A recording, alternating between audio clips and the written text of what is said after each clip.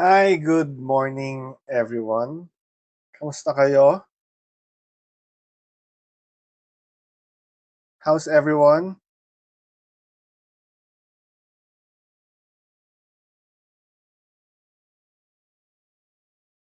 Hi, good morning, good morning.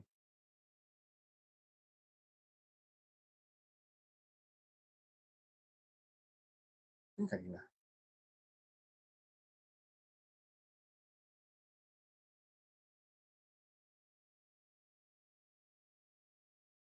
Okay, so sige, let's start. I'm very good. Thank you for asking. 9:11. So, let's start. Para sa inyo, how do you define love? Next week, Feb-ibig na. So, para sa inyo, how do you define love?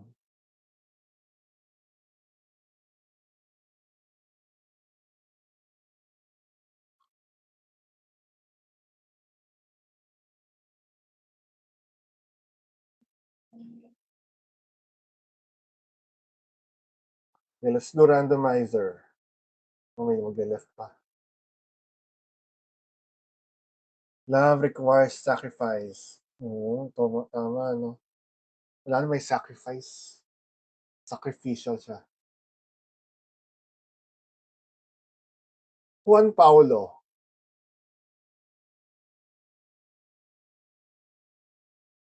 Juan Paulo Papa,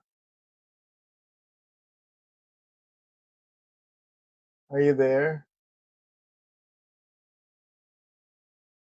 Wala. Wait. Absent. RT2A. Juan Paulo Papa. AFK.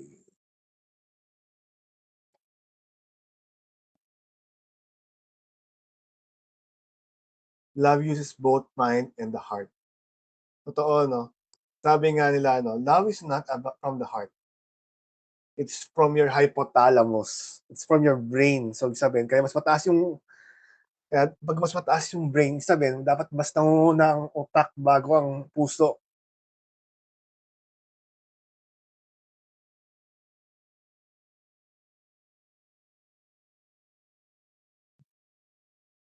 Angela Layes. Hi. So para sa'yo, how do you define love? Ah, for me po, love is is to care for someone's, well-being, yun po. And we can, ah, give love po sa friends, sa family, yun po. Hmm. So well-being, no? Sabi din ni ano dito is ni Aliyah, love is shown through actions or love is in action. Deep affection to someone, case to case basis, sir. Love shouldn't be feel forced. Oo, kaya nga hindi siya pinipilit. Love is patient and kind and does not boast. Wow. Love is decision. Totoo, dapat talagang decided ka dapat. Kasi it does not choose. Love is everything. Love is deeply caring about someone and wanting them to feel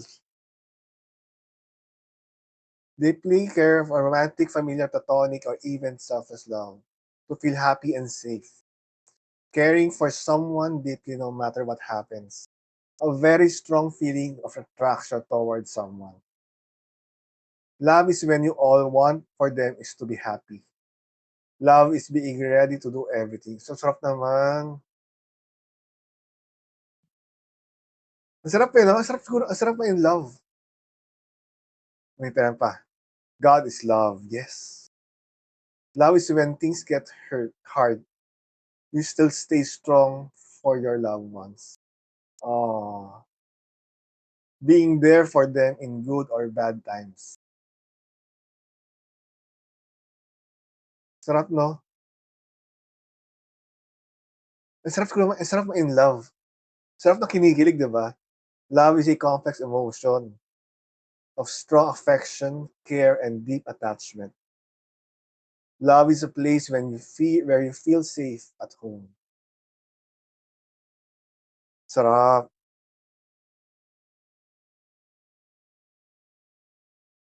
I re I will be playing a song where he define love without saying without saying the word love. And I really like this song kasi he's not known to write love songs. Usually nakilala siya bilang love song, pero ito yung mga alam mo yung 'pag nagre-relapse ka sa breakup, gano'n siya magsulat, yung masasakit na sa kanta. And this song is entitled "Palagi" by TJ Monterde. I want you to listen to this song and later we will discuss. Okay, connection lang po. Love is wanting to be someone who is still honoring yourselves. Yourself. While still honoring yourself. So, itong kanta na 'to, I want you to listen to it and later we will discuss what love is according to TJ and KZ Tandigan. Wow, inherited through our parents. Totoo, no? Okay, I'll be playing. Is it audible? Naririnig ba? Thank you.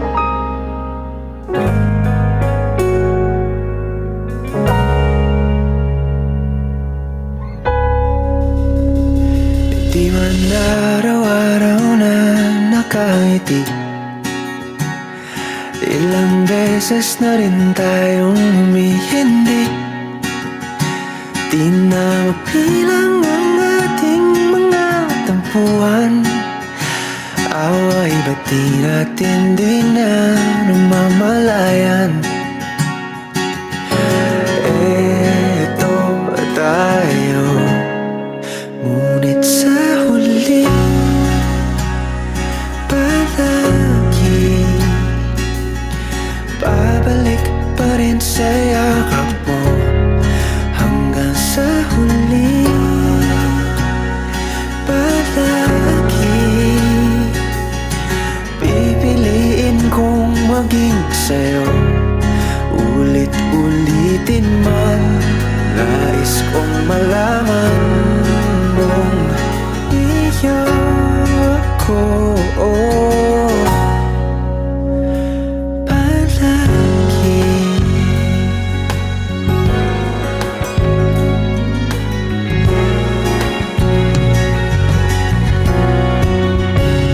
Kung balikan man ang hirap, luhat lahat, ikaw ang paborito kong desisyon na.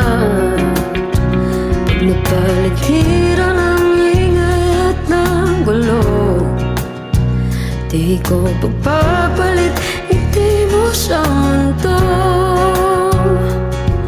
Oh, eto tayo. Sa huli palagi babalik pa rin sa yakap mo. Hanggang sa huli palagi pipiliin kong maging sa'yo. Ulit-ulitin man, nais kong malaman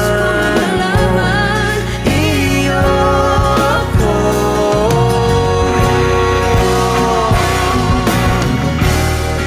Sa pagdating ng ating pilak at ginto, Diamante may abutin, ikaw pa rin aking bituin, natatangi kong dala.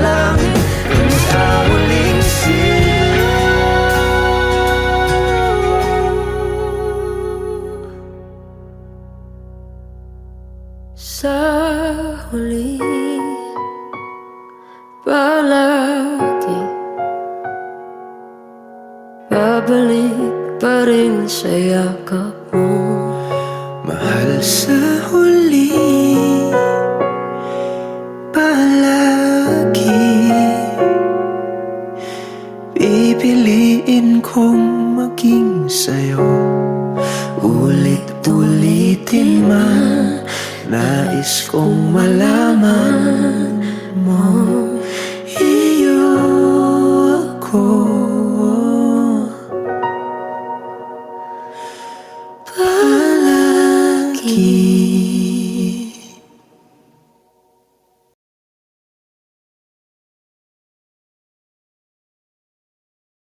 Mapapagbubugtong hininga ka na lang sa ano, 'no? So, sa kanta na yon, how does TJ define love?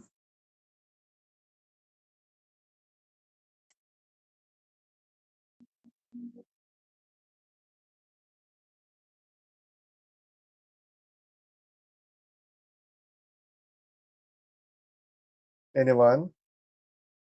How does yes, Rachel. Sir, am I Sige. audible po? Oo. Dinefine po ni DJ Monterde yung love by saying na kahit kahit anong disagreement or misunderstanding o kaya challenge na dumating sa buhay nila, lagi lang araw-araw lang or palagi lang din nilang pipiliin yung yung taong yon or their love for each other. Yun lang po. Yes, araw-araw 'no. Yes, Viray. Sir, nasabi na po ni Rachel, yung main thought ko na it's about choosing someone every day despite of the hindrances na may encounter nyo together or even individually po. Grabe 'no, ano palagi pipiliin ka araw-araw. Sabi ko nga, kahit wala kang girlfriend ngayon, kikiligin ka, eh. Kung gano'n ba yung pag-ibig nila, 'di ba? Others, do we have more? Even when it's difficult, it's a decision you make to continue loving the person. Being I am here and I am for you. Oh, ang sarap, 'di ba? TJ define love is forgiveness. Totoo, 'no? That's what love is, eh. It's all about forgiveness. I really like how the Greeks define love. Kasi it's so constant, it's so, alam mo yun, itong definition niya, hindi pwede mawala sa context of marriage. First is storge.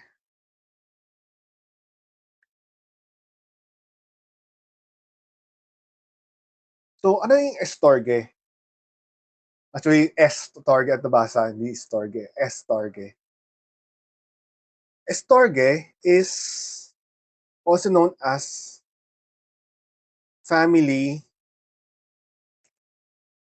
love or king love. Ito yung pag-ibig, pagmamahal mo sa pamilya mo. Next is philia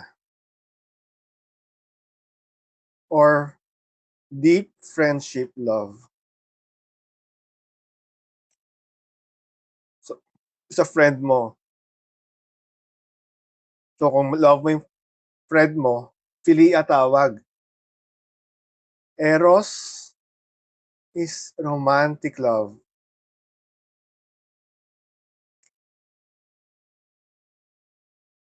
So, ito yung pagka-girlfriend, boyfriend, gano'n.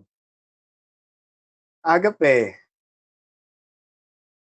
is what? We can say it's God's love.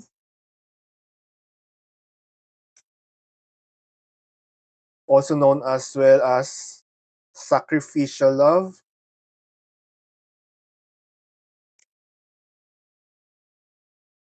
or unconditional love.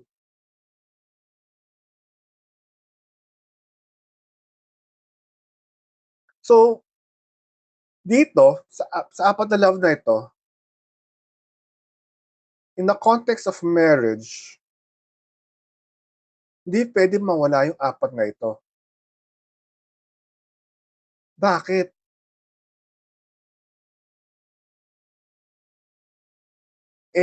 Di ba okay na yung eros, yung romantic love, kasi you are romantic with each other? Di ba yun lang naman yung love na need for relationship, romantic?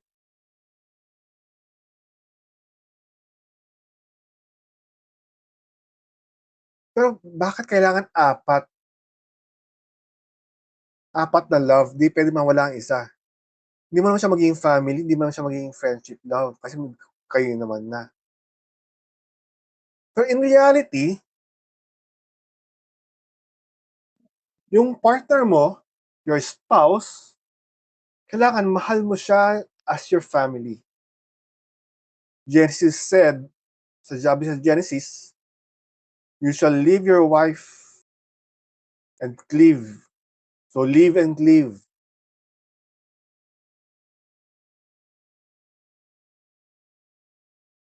Live and cleave. Bakit?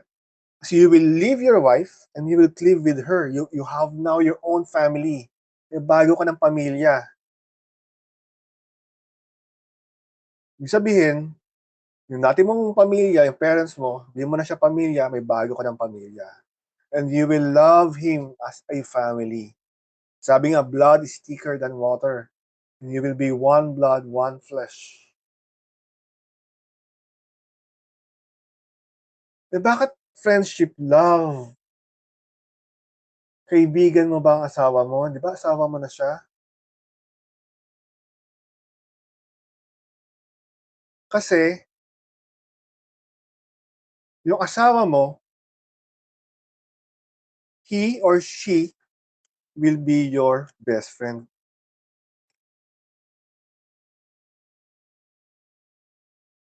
Di ba?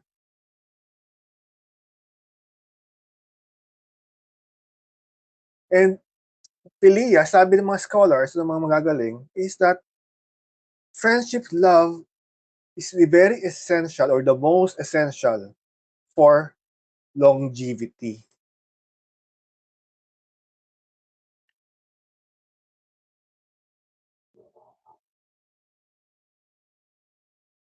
Kasi, mali pa spelling, sorry. Sa Philia, andito na yung about shared interest. You have shared values. Ano pa? Mutual respect.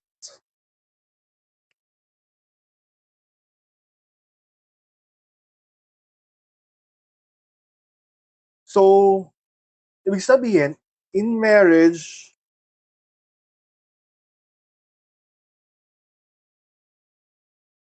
your partner, your spouse, yung esposa mo, must be your best friend.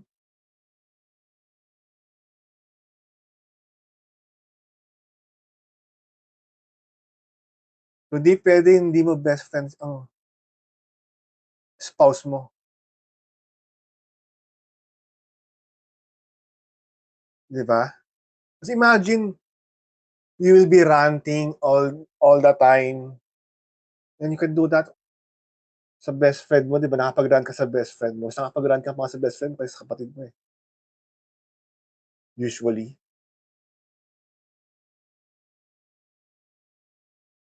Sorry, mali spelling.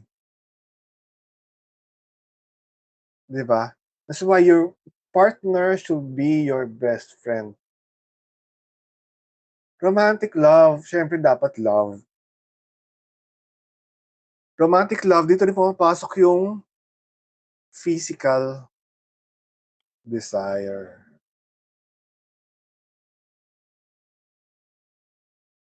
So, kaya ang desire physically. Kaya nga sabi nga nila, di ba?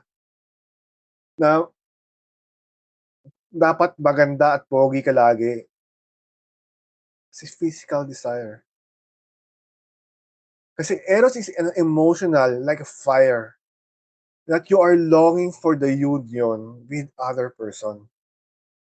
Dito pumapasok yung longingness with other person.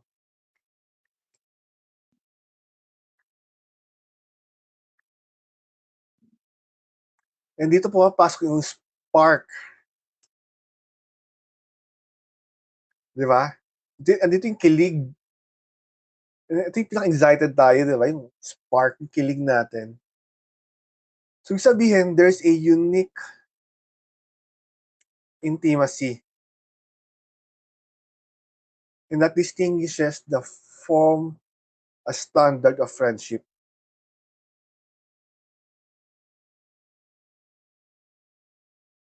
And of course, agape love. Mas may sacrificial. Yung pipiliin ka araw-araw.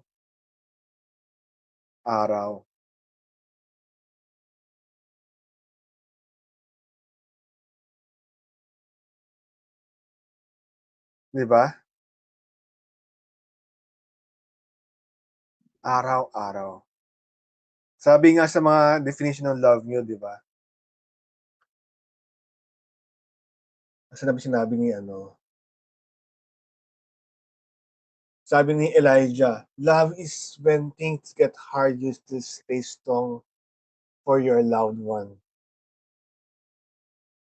Na kahit mahirap,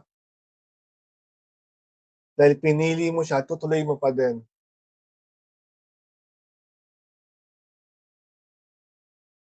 Sabi nga ni Aliyah, love is being ready to do everything for them. That's what it is. I remember a quote. Sabi niya, let me love you today.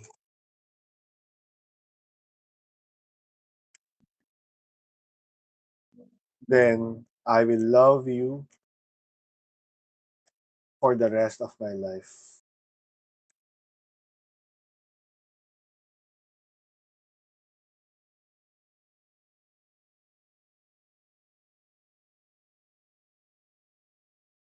What does it mean?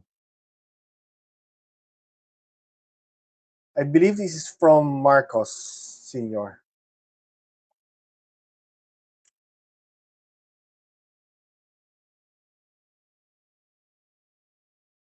What does it mean?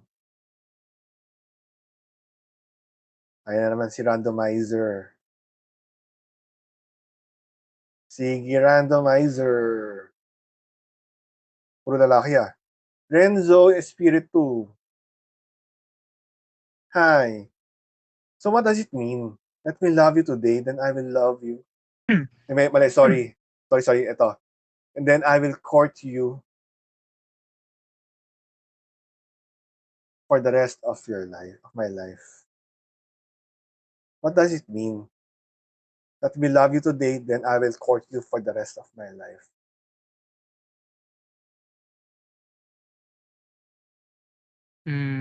Ano po, for me po, isang beses niyo lang po siya mahalin, tapos po parang gagabayan ka na po niya habang buhay po. Parang gano'n po yung ano siya sa'kin. Ayun lang po. Thank you. Okay, pili pa tayo. Hi, Berlin. Berlin Balisong. Hello, good morning, sir. Hi, good morning. Yes, sorry. Ano po ulit yung question, sir? For you, what is the meaning of this quote? Let me love you today and I will court you for the rest of my life. For me, sir, let me love you today, then I will court you for the rest of my life is parang love is consistent po. Yun lang, sir. Sige, consistency. Thank you. Yes po. Others, sige, ba tayo? Betsaida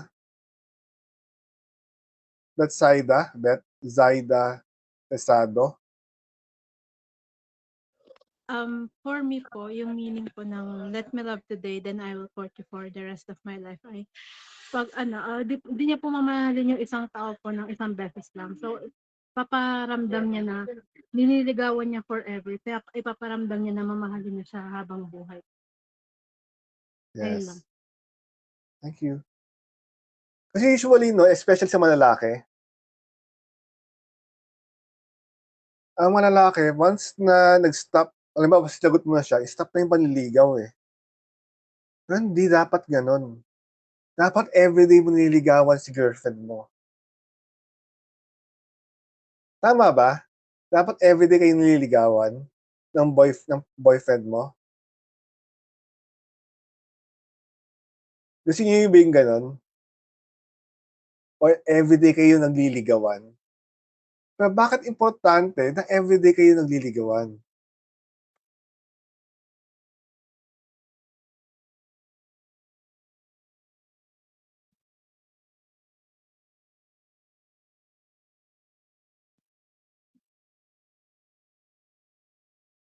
Kasi ang lalaki, best foot forward eh. As always, best foot forward. And pagka konting mali lang, break na. Dito pumapasok yung agape. Na kahit you are not, hindi ka kamahal-mahal ngayon. Kahit di ka kamahal-mahal ngayon, pipiliin mo pa rin siya. Niligawan mo pa rin siya. Maging sweet pa rin kayo sa isa. That's what it is. Sabi nga ni Balisong, consistency. And that's agape, that's sacrificial. It's so difficult to be consistent. Di ba?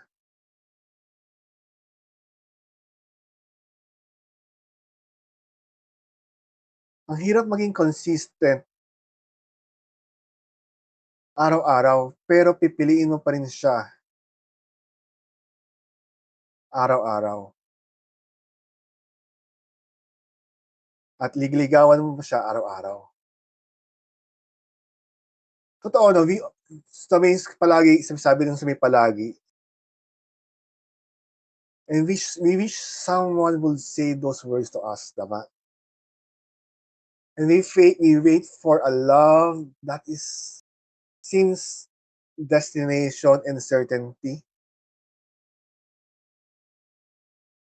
But the four loves, which the storge, philia, eros, and agape, remind us that marriage is not lottery that you will win.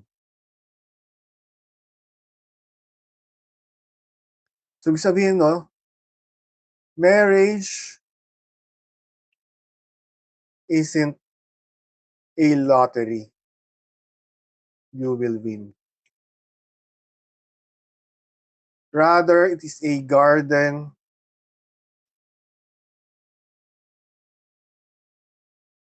that you will need to tend.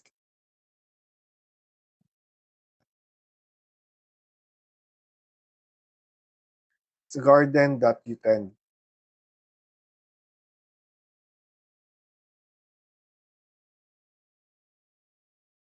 Bakit? But marriage isn't a lottery that you will win. It is a garden that you will tend.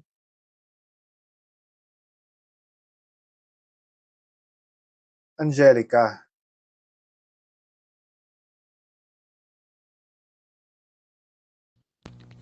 Galimlim. Ayun. Rinig po. Yeah.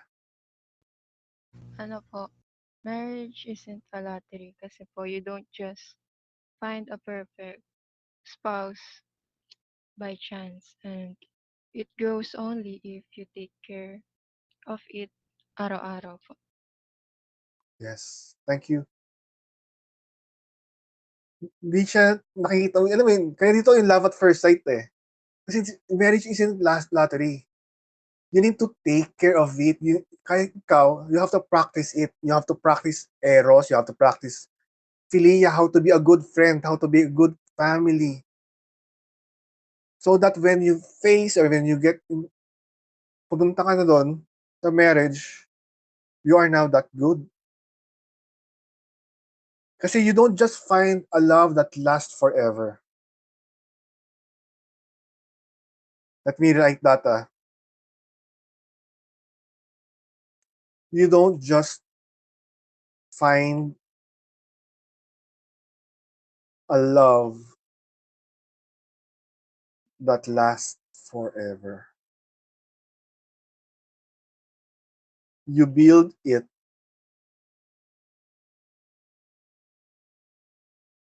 by what? By choosing to be a friend, a partner,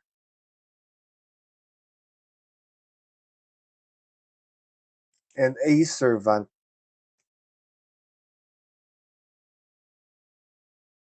To whom? Siyempre to your spouse. Every single morning. Araw-araw.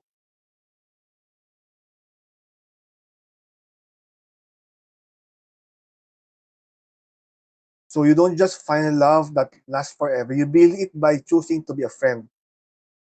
Maging kaibigan ka muna. Maging partner ka and maging servant. The servantship is being a unconditional love. Yes, ang marriage hindi po swertihan parang garden na kailangan alagaan araw-araw. Pero lumalago at gumaganda. Love grows both people are committed. True. Kaya nga as we leave this room, just like the song of TJ, song stays in my head, no? Nag-LS pa rin ako. So I challenge you to look at your current relationships. Not just the romantic ones, but with your family, with your friends. Kaya nga, don't wait for marriage to start practicing palagi. Start today. Start practicing today. Practice being friend who stays. Philia. Practice to the patient that expects nothing in return. Because sometimes the person you are becoming right now is the same person who will one day stands at the end of the aisle. So if you want a love that is always, you have to start choosing always in the small, quiet moments today. So, ibig sabihin, no? Love always. Love like always. Or your palagi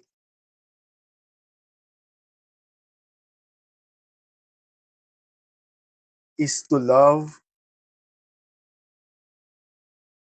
always in all ways. Love like always is to love always in all ways. Kasi palagi or you're always is the kind of love isn't found in two perfect person. It is found to what? in a two imperfect people who simply refuse to give up on each other. So today, let's go out and be kind. Be that kind of person who will choose, who will be resilient to stay in that kind of person.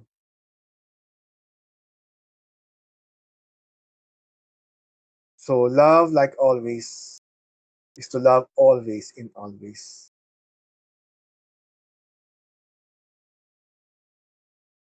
Questions? Reflections?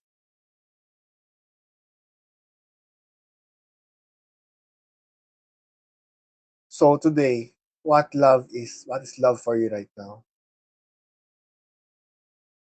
Di ba? And who are you when you love?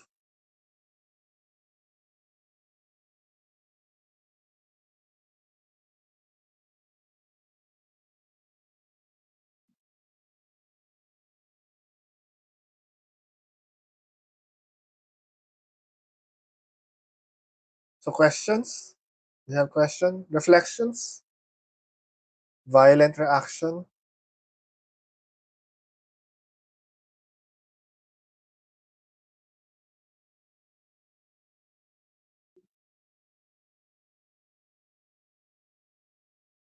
I'll take that as none.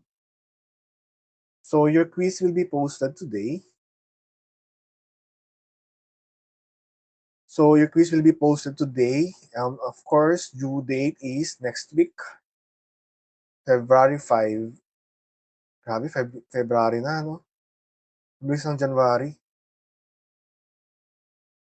If there's no more questions, thank you everyone. Have a nice day. God bless you all. All dismissed.